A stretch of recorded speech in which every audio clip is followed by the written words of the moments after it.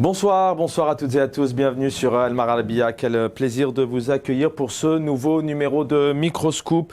Je vous rappelle, suivez-nous sur les réseaux sociaux, la page YouTube et la page Facebook de Microscoop. Soyez les bienvenus. Ce soir, nous allons revenir sur ces élections législatives du 26 décembre 1991. Ça fait 30 ans tout juste avec ce processus électoral donc arrêté, stoppé. Peut-on parler de putsch? C'est les questions que nous allons nous poser avec nos invités ce soir. Nous reviendrons bien évidemment sur le contexte de l'époque, le déroulement de ces législatives.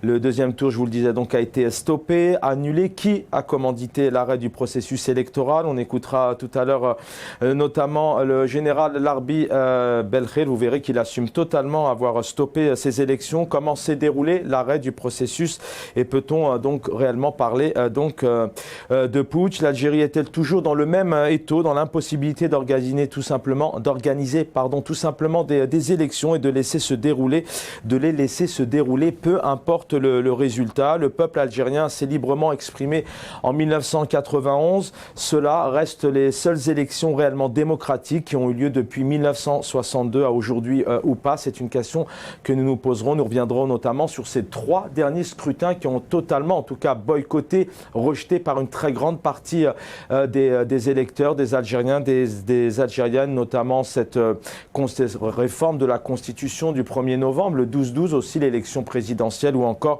les communales et les régionales du 27 novembre dernier, on a encore pu constater, je vous le disais, ces dernières années, plusieurs élections. Nous reviendrons. La Daoula Madaniya et Islamia peuvent-elles se réunir et avancer ensemble pour construire ensemble un État libre et démocratique? C'est une question aussi qui se pose. C'est législative 91 où la volonté du peuple n'a pas été respectée. Était-ce la seule chance jusqu'à aujourd'hui, la seule possibilité pour ce peuple algérien justement de se sortir de cette crise, une crise donc qui existe toujours au pays? C'est une démocratie qui avait gagné, mais en quoi ces élections de 91 se sont réellement déroulées dans des conditions? Pourquoi en 91 cela était possible? Est-ce réellement la volonté du peuple? Nous allons y revenir avec nos invités. Le corps de l'armée est toujours présent sur la scène politique. On écoutera encore totalement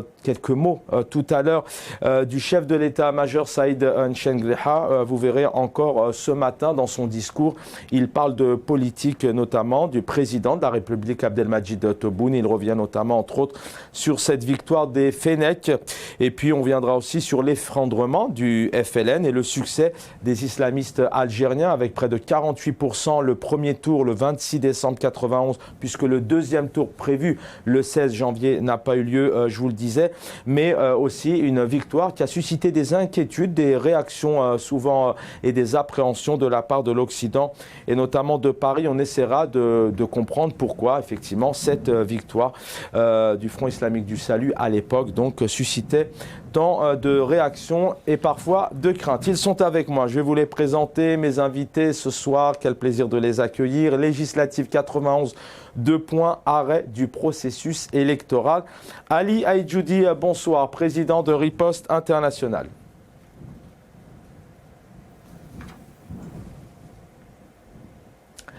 Ali Aïdjoudi, est-ce que vous m'entendez? Absolument. Bonsoir Chaban. Peut-être que les téléspectateurs vous entendent. J'ai pas de retour. Moi aussi, je vous entends très mal, Chaban. Très bien. Voilà, le son revient. Bonsoir Ali Aïdjoudi. Je rappelle, vous êtes président de Riposte International. Restez avec nous. Mourad Yefsah est avec nous, qui devrait nous rejoindre dans quelques instants, militant politique. Oui, bonsoir Chaban, c'est donc membre fondateur du comité de citoyens algériens en France pour une assemblée constituante souveraine. C'est ça, exactement. On a l'habitude de vous recevoir, soyez les bienvenus. Et puis, cadre du fils, Badreddine Garfa, merci d'être avec nous, Badreddine Garfa. C'est moi qui vous remercie, salam alaikum, merci. Alors, je pense que les téléspectateurs vous ont entendu. Je n'ai pas eu de retour, mais apparemment, ça a fonctionné. Bienvenue, messieurs, bienvenue à tous les trois. Pour commencer, on va revenir sur ces résultats. Je vous le disais, avec cette victoire, en tout cas ce premier tour, avec le Front islamique du salut, qui arrive à près de 48%, 188 sièges. Juste ensuite, nous avons le FLN, avec 16 sièges. Le FFS, le Front des forces socialistes, on écoutera notamment Hossein Ait Ahmed tout à l'heure avec 25 sièges. Mais on va écouter ici le général. D'ailleurs, il a été longtemps qualifié par le Figaro, quotidien français, de parrain du régime. Voilà comment le qualifiait une des presses françaises. C'est le général Larbi Ben Khir qui, lui, nous annonce ses résultats partiels avant d'avoir finalisé le scrutin. Et on donne la parole à nos invités juste derrière. Mesdames, Messieurs,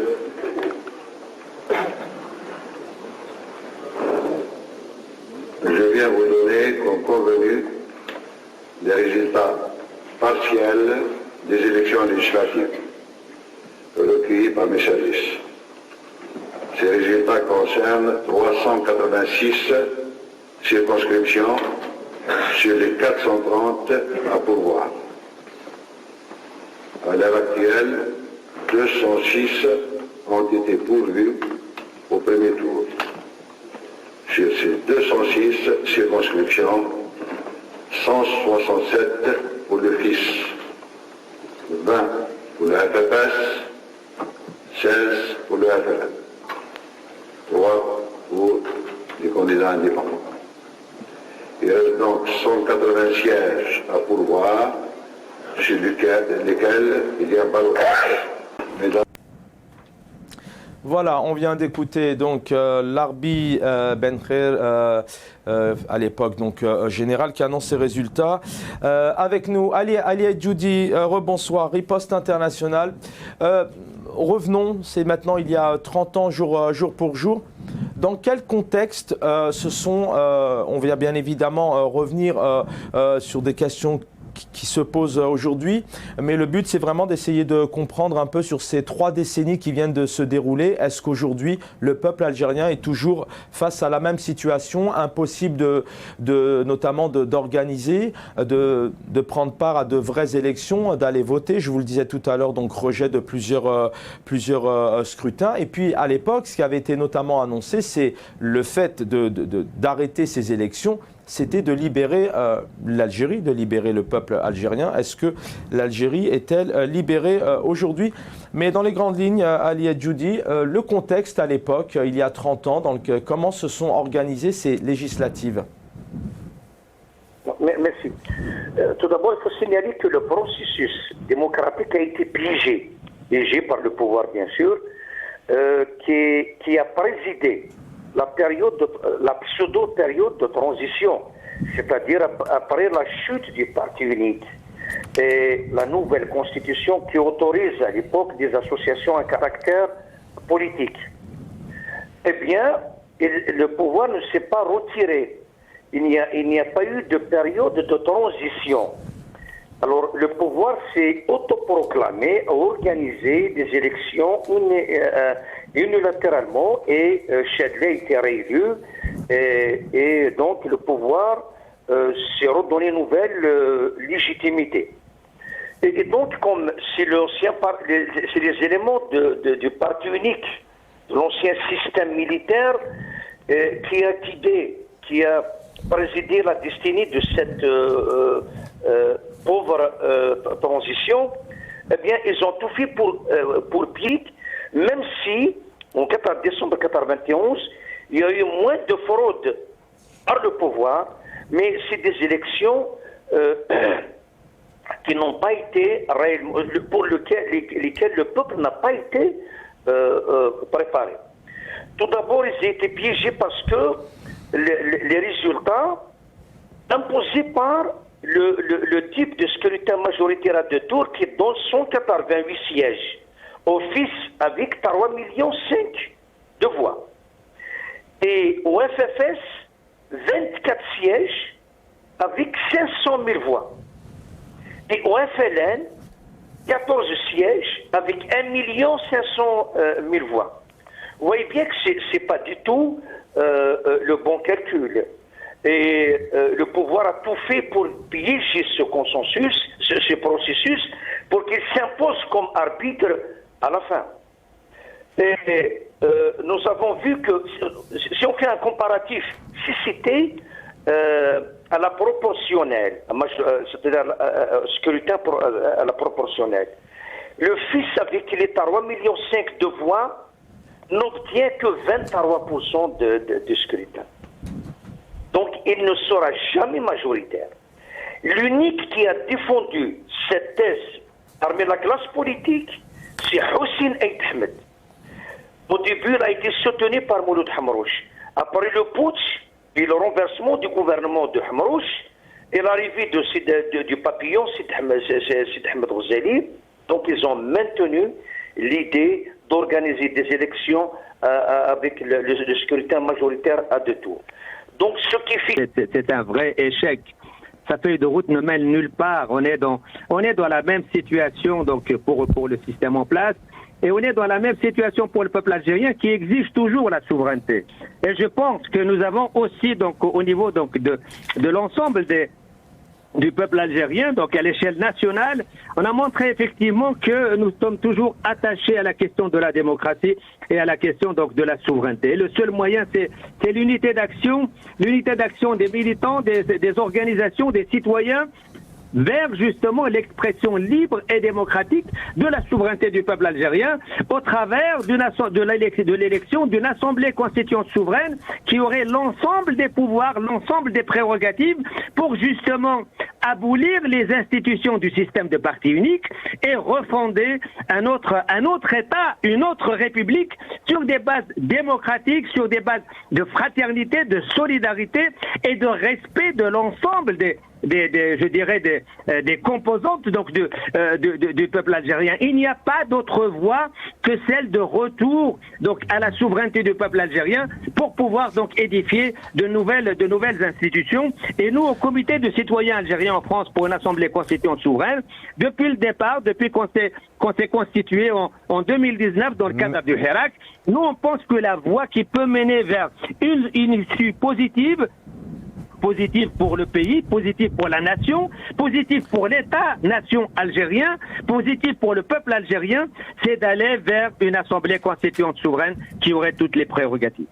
Ça fait comme ça. Merci Mourad Imsa. Je vous pose une question, mais vous me répondez par oui ou par non. Est-ce qu'on peut dire, après les différentes remarques et analyses que vous avez apportées, si en 91 c'était par le FFS qui était arrivé au premier tour de ces législatives, le pouvoir aurait effectué le même arrêt du processus électoral et passé par un putsch, selon vous, oui ou non? Je ne peux pas dire parce que la question c'est que le système est allergique à toute force d'opposition. Toute force capable de remettre en cause sa mainmise sur les institutions, il est allergique. Il est allergique. La question c'est que, encore une fois, donc on peut regarder sur YouTube, il y a des témoignages des anciens dirigeants du FIS, il y a des témoignages de Hossein Eid Ahmed, des échanges. Chadli avait rencontré des dirigeants du FIS. Il s'était engagé pour respecter. Merci Mourad Imsa, ça sera l'occasion certainement de proposer d'autres numéros, avec un numéro où effectivement on pourra éventuellement à l'appui encore une fois avec des documents, des faits, puis des preuves, puisque lorsqu'on parle aussi d'histoire, d'actions, de choses qui ont eu lieu, aussi bien des belles choses que des drames, que des vies qui ont été perdues, aussi bien des disparus, effectivement, il faut avoir des éléments précis, des preuves, et c'est vrai qu'on le dit tout le temps, mais cette période, notamment cette décennie noire, il n'y a pas eu pour l'instant d'enquête, on n'a pas d'éléments précis, de preuves précises qui nous permettent aujourd'hui effectivement de poser un peu les dossiers sur la table. Mais il est toujours important d'écouter les invités et d'avoir leur avis. Et vous l'avez compris, la thématique ce soir, c'était vraiment de revenir sur la méthode, comment s'est déroulé ces élections et pourquoi il y a eu donc cet arrêt tout simplement. Il n'y a pas eu de deuxième tour qui était prévu le 16 janvier 92. Il s'est arrêté le 26 décembre 91. Il est donc il y a exactement 30 ans. Alia Djoudi, merci pour votre fidélité. Président de Riposte Internationale. Mourad Yefsah, militant politique, merci d'avoir été avec nous. Et Badreddine Guelfa, cadre du FIS. Merci infiniment à l'équipe technique de m'avoir accompagné pour réaliser techniquement cette émission. Les réseaux sociaux et le programme La Soirée continue sur Al Marabia. À très vite.